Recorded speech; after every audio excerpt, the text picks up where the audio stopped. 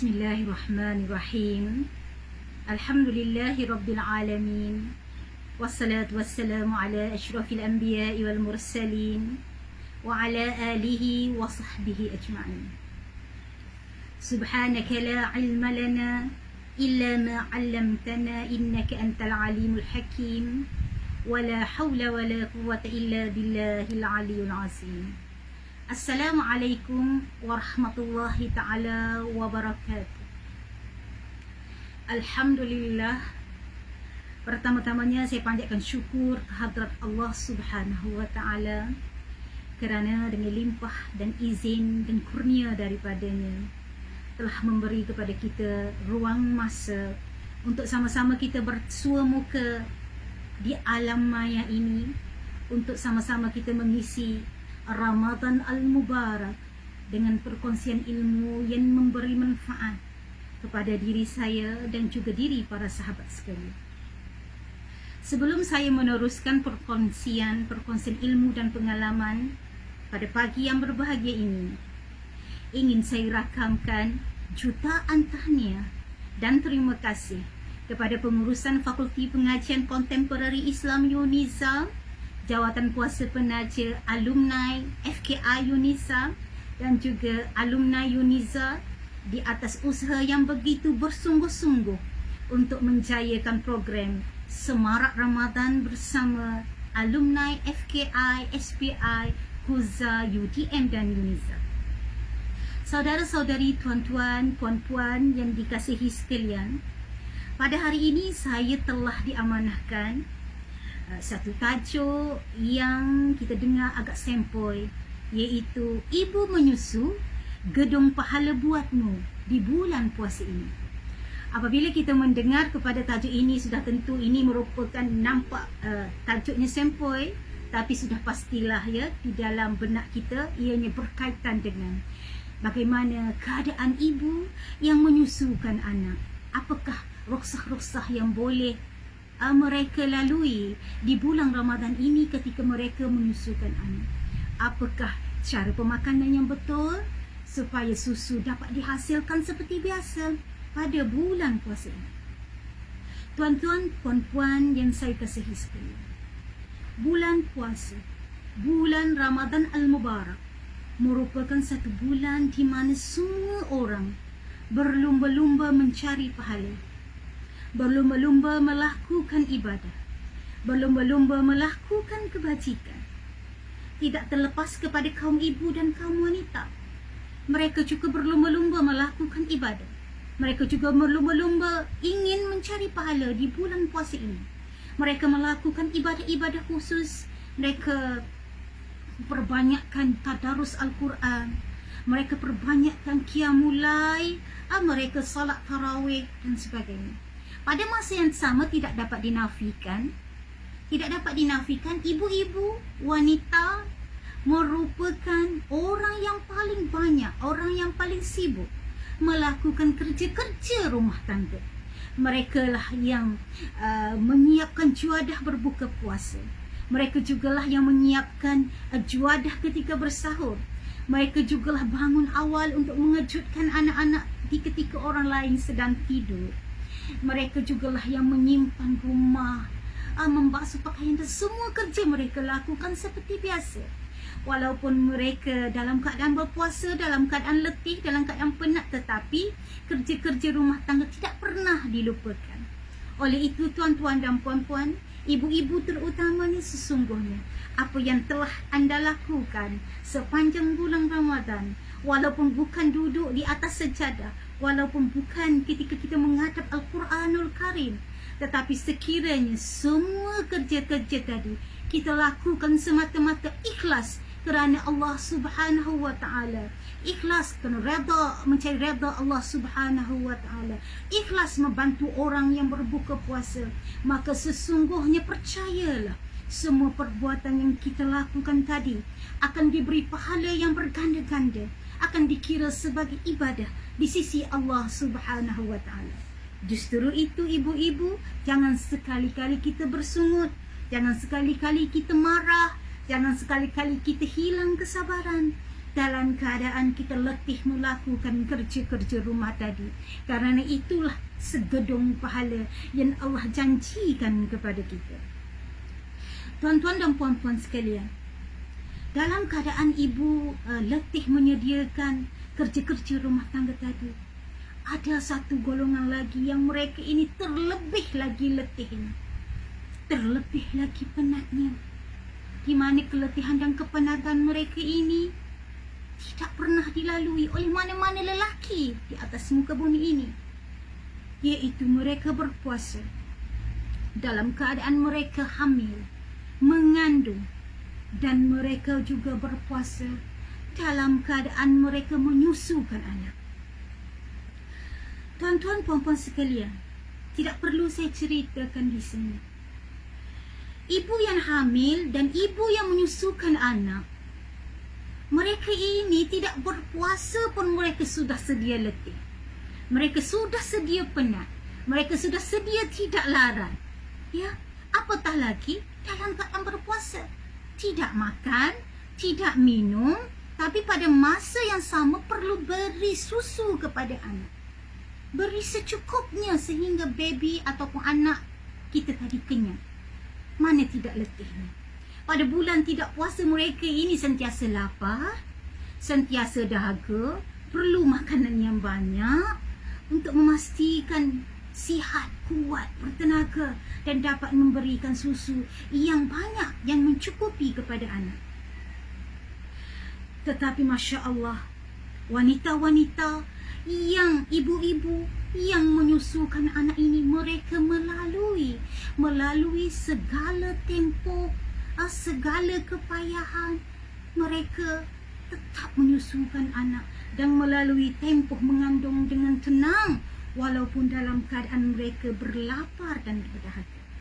Kalaulah ustazah tanya kepada para ibu, bagaimana rasanya menyusu dalam keadaan mengandung? Maaf, menyusu dalam keadaan berpuasa, bagaimana rasanya?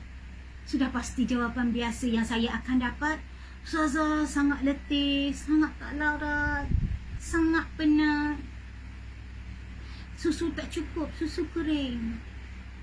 Itu adalah jawapan biasa. Cuma di sini saya ingin bertanya, adakah benar puasa itu menyebabkan kita kekurangan susu? Apakah benar puasa itu menyebabkan kita kekurangan susu? Maka jawapannya ialah tidak. Menurut banyak kajian, puasa tidak sekali-kali mengurangkan pengeluaran susu kita sekiranya kita mengikut diet yang betul dan kita tidak mengalami dehidrasi yang teruk. Oleh kerana itu kita perlu melalui ataupun mengikuti diet yang betul supaya susu yang kita keluarkan itu mencukupi. Tuan-tuan dan puan-puan yang dikasihi sekalian, konsep asas pengeluaran susu sebenarnya mudah saja. Konsepnya sangat mudah. Konsep pengeluaran susu itu sangat mudah. Di mana ada demand, di situ ada supply. Apa maknanya? Semakin banyak permintaan, semakin banyak apa penghasilannya. Iaitu semakin banyak kita menyusukan anak, memerah susu, memberi susu kepada anak kita, maka semakin banyak susu dapat dihasilkan. Maka disitulah satu hormon yang kita kenali sebagai hormon prolaktin bekerja. Iaitu semakin banyak kita mengeluarkan susu, maka semakin banyak susu dapat dihasilkan. Oleh itu, para ibu sekalian, hendaklah kita rajin-rajinkan menyusukan anak kita. Dan kajian menunjukkan bahawa hormon prolaktin ini lebih banyak terhasil di waktu malam. Oleh kerana ia banyak terhasil di waktu malam, maka ibu-ibu di waktu malam kita tidak berpuasa. Kita hendaklah menyusukan anak lebih pada waktu malam, juga pada waktu kita bersahur. Mungkin insya-Allah dengan cara ini, apabila susu banyak dikeluarkan, maka penghasilan susu itu juga banyak, maka kita akan dapat mengenyangkan dan memberi kepada anak kita insya-Allah. Para ibu, mungkin para ibu bersungut, Bagaimana saya hendak beri susu kepada anak sedangkan saya dalam keadaan letih, tak larat, tak berdaya, ya. Bagaimana hendak saya memberi susu kepada anak? Untuk itu, tuan-tuan, puan-puan sekalian, para ibu yang dikasihi Allah Subhanahu wa taala, pada hari ini saya ingin berkongsi beberapa tips kepada ibu-ibu sekalian, ya. Mungkin tips ini sudah biasa didengar, sudah ramai orang memberitahunya, tapi pada hari ini saya ingin mengulang lagi di mana tips ini saya dapat daripada pakar-pakar pemakanan, daripada para doktor, dari ustaz-ustaz. Semoga ianya memberi manfaat kepada ibu-ibu sekalian. Ya, pertama sekali, tips yang pertama sekali ialah apabila kita menyusukan anak. Mungkin sebelum ini kita lupa, ya tuan-tuan, puan-puan sekalian, ibu-ibu. Pertama sekali, apabila kita menyusukan anak, kita perlu berniat semata-mata kerana Allah Subhanahu wa taala. Semata-mata mencari redha Allah Subhanahu wa taala. Semasa kita menyusu tu kita kena niat, ya. Kita bukan apabila anak kita nak susu kita terus ambil anak kita dan menyusukannya. Tidak. Di dalam keadaan kita menyusukan anak tadi, kita perlu berniat. Dengan niat itulah menentukan kita mendapat pahala di sisi Allah Subhanahu wa taala. Lebih-lebih lagi di bulan Ramadan Al-Mubarak ini. Cuba tanya diri sendiri, sebelum ini kita berniat ataupun tidak? Agaknya kata, kena berniat juga ke? Ya, berniat. Berniat kita beri susu untuk mengenyangkan anak kita, memberi nutrisi yang terbaik. Yang paling penting, kita telah menyahut seruan Allah Subhanahu wa taala, menyuruh kita menyusukan anak, menyahut sunnah Nabi SAW yang menyuruh kita menyusukan anak. Kerana maka kita perlu berniat. Dan juga kita sentiasa berdoa, ya Allah, semoga susu aku ini mencukupi untuk mengenyangkan anak aku walaupun dalam keadaan aku berpuasa. Itu yang pertama. Yang kedua, ketika kita menyusukan anak, kita bacalah Bismillahirrahmanirrahim. Sebelum ini puan-puan baca ataupun tidak, ataupun terlupa untuk membaca, maka selepas daripada ini baca Bismillahirrahmanirrahim. Jangan lupa baca ayat kursi, ya. Jangan lupa baca ayat kursi, jangan lupa baca ayat 3, baca surah 3 kul, ya. Baca 3 kul tu ketika kita menyusukan anak, dan teruskan lagi dengan zikir yang diajar oleh salafus saleh. Sebut ya matin sebanyak 70 kali. InsyaAllah dengan cara itu susu kita akan banyak dan kita dapat membekalkan susu kepada anak kita, dan anak kita boleh kenyang walaupun dalam keadaan kita berpuasa. Puan-puan yang dikasihi sekalian, selain daripada amalan-amalan yang saya telah nyatakan tadi, seperti biasalah, para ibu ini kita perlu perlewatkan sahur kita. Jangan sahur pukul 2 pagi, 3 pagi, jangan. Kita mesti sahur, lewatkan sahur kita, ya. Dan juga perawalkan berbuka. Awal berbuka ni tak perlu nasihat pun tak apa rasanya. Semua orang akan akan cepat-cepat berbuka, ya. Apabila bunyi saja azan, maka kalau perkara lain kita boleh mungkir janji untuk berbuka puasa, kita tak sekali-kali mungkir janji. Itu kalau tak nasihat pun kita akan buat. Selain daripada amalan itu, perlu jaga pemakanan. Perlu sangat-sangat jaga diet yang sihat. Ya, pertama, ibu-ibu, kita kena perbanyakkan makanan-makanan yang berprotein tinggi seperti telur, ikan, daging, ya. Banyakkan ketika bersahur tu, ya, kerana ianya boleh disimpan lebih lama di dalam badan kita. Dia ini mengurangkan kita rasa lapar. Seterusnya, kita juga perlu memperbanyakkan makanan karbohidrat kompleks, ya, seperti oat, kacang, dan ianya dapat memberi tenaga kepada kita sepanjang hari. Jangan lupa juga perbanyakkan bahan-bahan berserat, sayur-sayuran, buah-buahan, minum susu, dan juga makan kurma. Semua itu dapat membantu kita lebih kuat, lebih tahan lapar pada siang hari. Dan selalu dinasihati oleh pakar pemakanan, jangan makan benda masin, makanan yang masin, dan juga benda-benda yang berkafein, minuman yang berkafein. Jangan ambil di bulan puasa. Ini bukan untuk ibu yang menyusu saja, ibu yang mengandung saja, tetapi juga kepada orang-orang lain, ya. Kerana apabila kita makan banyak benda masin berkafein, menyebabkan kita cepat dahaga. Itu cepat dahaga, jadi letih lah, ya. Letih. Seterusnya, ni nasihat yang paling penting, iaitu mesti minum air yang cukup.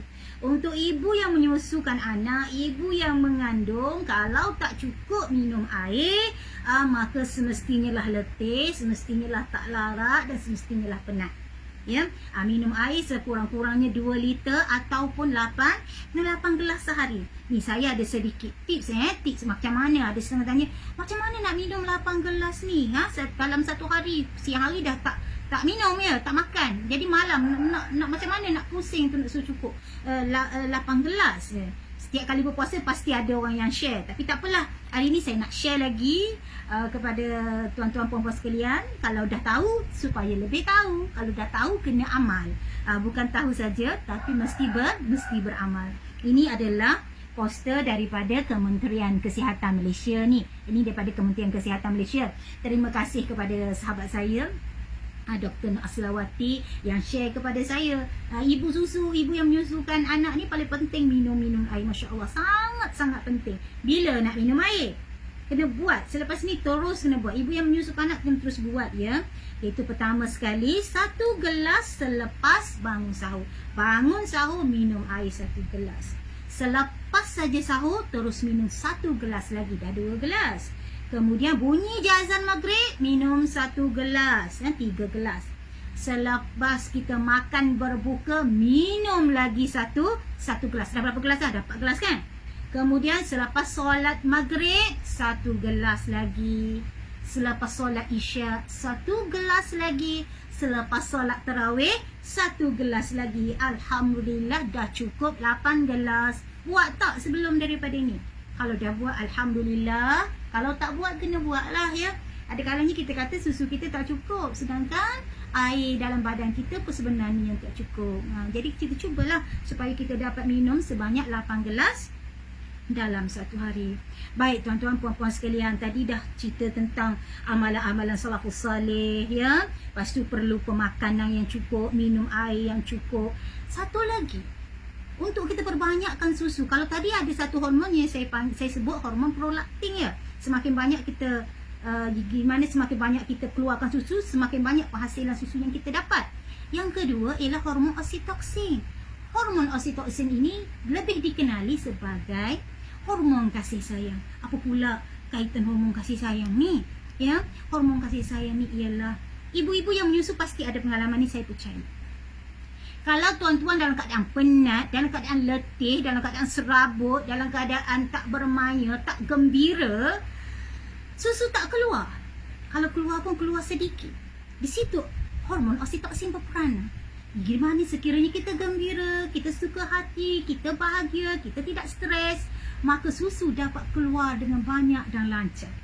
Maka pada ketika inilah para bapa, terutamanya di musim PKP ini, semua duduk di rumah, maka dapat membantu isteri. Jangan bebankan isteri yang mengandung, jangan bebankan isteri yang menyusukan anak. Mereka itu sudah tersangat letih ya tuan-tuan, sudah tersangat letih. Menyusukan anak tidak senang. Saya telah melalui dua-dua ini, pernah dalam keadaan menyusukan anak ketika mengandung dan juga ketika menyusukan anak. Ia tidak dapat dirasai kerana memang tidak ada lelaki yang merasainya.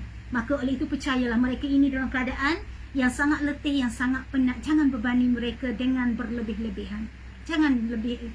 Ketika ini ibu bapa-bapa kena bantulah ya, setakat yang mampu bantu buat kerja rumah, bantu untuk menyiapkan perkakas di dapur dan sebagainya. Lagipun kita kan duduk di rumah saja sekarang.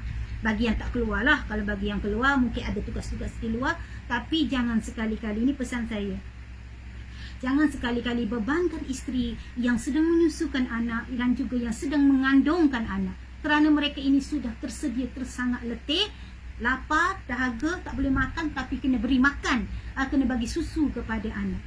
Maka sekiranya tuan-tuan dapat membantu isteri, Alhamdulillah, insya-Allah isteri akan lebih gembira. Ia lebih bahagia, lebih tenang, tidak letih, tidak penat. Maka hormon oksitoksin bekerja. Maka dengan cara itu susu akan dapat dikeluarkan dengan lebih mudah dan juga lebih banyak. Maka selain daripada itu, ibu-ibu, bapa-bapa yang membantu, para ibu, para isteri pada masa yang sama menyahut seruan Allah Subhanahu wa taala yang dinyatakan di dalam Al-Quranul Karim, di dalam surah Al-Baqarah ayat 233 yang berbunyi, wal walidatu yurdi'na auladahunna haulaini kamilaini liman arada ayyutimar radha'a. Dan ibu-ibu itu hendaklah mereka menyusukan anak mereka selama 2 tahun penuh, iaitu bagi mereka yang hendak menyempurnakan penyusuan. Bukan setakat itu saja, di belakangnya Allah Subhanahu wa taala menyambung lagi, wa 'alal mauludi lahu rizquhunna wa kiswatuhunna bil ma'ruf. Dan ke atas bapa pula memberi makanan, memberi makanan, pakaian dengan cara yang makruf. Maka pada ketika inilah kita menyahut seruan yang dinyatakan oleh Allah Subhanahu wa taala. Para bapa bukan setakat membiarkan isteri seorang sahaja bersusah payah menyusukan anak, pada masa yang sama boleh menjalankan tanggungjawab, membantu isteri. Kalau isteri kata perlukan suplemen untuk menambah jumlah susu, perlu cari suplemen tersebut. Kalau apa yang isteri rasa nak makan, terutama ketika berbuka puasa, maka kita beri. Kerana apabila dia makan benda yang dia suka, maka dia menjadi semakin bergembira. Maka hormon oksitosin tadi semakin bekerja. Yang penting, suami hendaklah menggembirakan isteri. Hendaklah menggembirakan isteri. Dengan cara itu, jumlah pengeluaran susu juga insya-Allah akan lebih bertambah. Namun tuan-tuan, puan-puan yang dikasihi sekalian, susu itu adalah rezeki daripada Allah Subhanahu Wa Taala. Rezeki kepada ibu, rezeki kepada anak yang hendak disusui. Dan rezeki setiap seorang itu tidak sama, ya tuan-tuan. Ada yang Allah rezekikan banyak, ada yang Allah rezekikan sedikit, tidak sama. Ada orang kurus tapi susunya banyak. Ada orang gemuk tetapi susunya sedikit. Ada orang makan banyak, susunya masih sedikit. Ada orang makan sedikit saja tapi susunya banyak. Rezeki seseorang itu tidak sama, tidak pernah sama. Kemungkinan puan-puan dah cuba semua tips yang saya ajar tadi.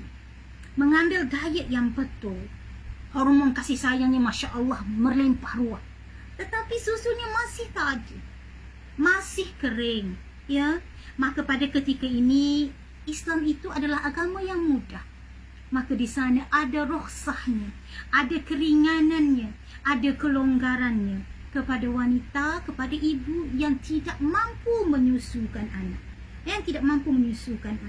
terutamanya yang melalui tempoh penyusuan eksklusif. Tempoh penyusuan eksklusif ni 6 bulan ke bawah, yang tidak makan apa-apa kecuali susu ibu sahaja. Tapi kalau tak ada susu, maka tidak boleh menyusukan anak. Maka di sana ada satu hadis yang diriwayatkan oleh Anas bin Malik yang bermaksud, sesungguhnya Allah Subhanahu wa taala meringankan daripada orang yang musafir itu dengan separuh solat, dan meringankan puasa bagi perempuan yang hamil dan menyusukan anak. Di mana hadis ini terdapat perbahasan yang panjang di kalangan fuqaha, dan saya tidaklah berniat untuk menceritakan dengan panjang lebar perbahasan tersebut. Ianya juga telah banyak diceritakan oleh ramai ustaz, ya, terutamanya bulan puasa, yang menceritakan tentang qada, yang menceritakan tentang bayaran fidyah bagi perempuan yang menyusukan anak ini.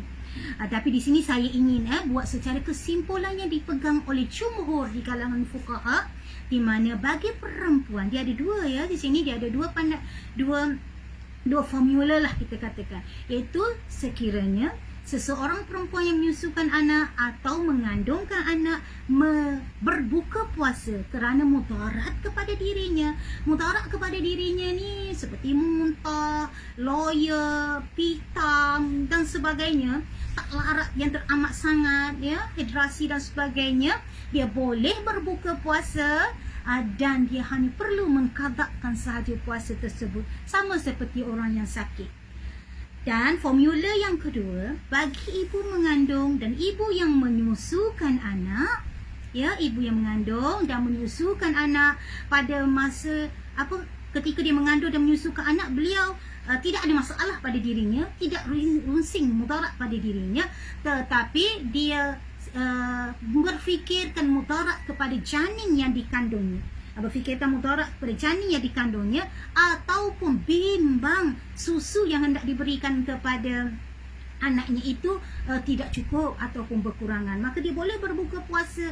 Tetapi setiap hari yang ditinggalkan, dia perlu qada dan dia perlu membayar fidyah dengan sebanyak mana? 1 cupak beras ataupun nilaian yang sama dengannya.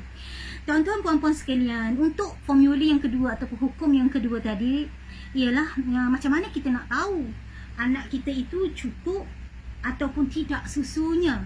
Ini selalu dibicarakan oleh pakar-pakar pemakanan. Banyak sebenarnya tanda-tanda yang menunjukkan bahawa anak kita itu tidak cukup susu. Iaitu biasanya bayi ia akan menjadi kurang aktif. Kalau biasa bayi dia bergerak-gerak, tapi tiba-tiba bayi kita ni senyap, dia tak bergerak, tak aktif. Yang keduanya, bayi kan biasa buang air kecil banyak, tetapi bayi kita ni sikit je buang air kecil. Ataupun air kencingnya menjadi pekat. Kulitnya menjadi kering ataupun lidahnya menjadi ada kesan putih, berat badan tak naik. Yang paling nampak jelas sekali dia menangis tak henti-henti kerana apa? Kerana tak cukup susu, lapar dan sebagainya. Sekiranya berlaku sedemikian, ibu-ibu bolehlah berbuka puasa, tetapi kena dendalah sedikit, iaitu dengan membayar fidyah pada setiap hari yang kita tinggalkan.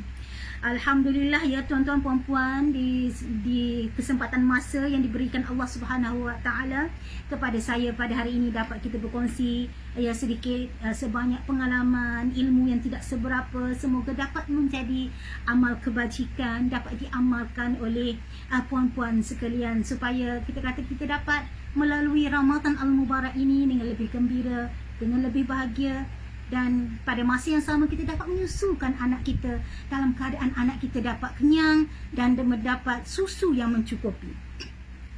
Di sini saya sangat tertarik dengan satu poster yang dibuat oleh bahagian pemakanan Kementerian Kesihatan Malaysia. Saya mohon untuk share bersama tuan-tuan sekalian. Saya seronok je tahu kalau dapat dilihat kalau saya dekatkan. Ini antara yang disediakan oleh Kementerian Kesihatan Malaysia. Bagus sekali untuk ibu-ibu yang menyusukan anak. Saya seronok je bila saya tengok kat sini. Sebenarnya saya baru tengok ada disebut supaya sebut zikir ya matin. Ketika saya tak terperasan, ni baru saya perasan ada sebut zikir ya matin. Bagus yang diambil, inisiatif yang diambil oleh Kementerian Kesihatan Malaysia. Iaitu kalau boleh tengok, kita sebut sikit sebelum saya tutup. Iaitu pertama, mesti positif dan yakin. Mesti sentiasa yakin, mesti sentiasa positif, mesti sentiasa gembira. Tadi seperti mana saya ceritakan tadi, barulah kita akan dapat susu yang banyak insya-Allah. Tawakal kepada Allah, sentiasa zikir, baca ya mati, kekal penyusuan di waktu malam, kerana waktu malam itu hormon prolaktinnya lebih banyak dihasilkan. Pam seperti biasa secara berjadual. Yang paling baik sekali ialah kita beri susu apabila diperlukan. Setiap kali nak perlukan susu, kita berikan. Kemudian ambil makanan yang secukupnya ketika bersahur, makan makanan berkhasiat, dan juga kekalkan tahap hidrasi, minum air secukupnya. Alhamdulillah, kita telah pun dapat belajar sedikit sebanyak, dan harap puan-puan semua dapat amallah apa yang telah saya nyatakan tadi. Semoga dengan ilmu yang sedikit ini dapat memberi manfaat kepada semua, dan kita sama-sama semarakkan Ramadan Al-Mubarak kita ini dengan amal ibadah. Dan ingatlah selalu bahawa menyusukan anak, melakukan kerja rumah, melakukan segala yang kita lakukan oleh para ibu, segala kesusah payahan yang kita lakukan, urusan rumah tangga, sebenarnya sekiranya kita lakukan semata-mata kerana redha Allah Subhanahu Wa Taala, ia merupakan satu ibadah yang diganjari pahala yang besar insya-Allah. Kena sentiasa yakin, kurangkan stres, tingkatkan sabar, kurangkan rasa marah, sabar menghadapi apa sahaja yang mendatang. Semoga kita dikurniakan pahala yang berganda oleh Allah Subhanahu Wa Taala. Sesungguhnya apa yang baik itu datang daripada Allah Subhanahu Wa Taala. Apa yang kurang itu datang daripada diri saya yang lemah. Wabillahi taufiq wal hidayah. Wassalamualaikum warahmatullahi taala wabarakatuh.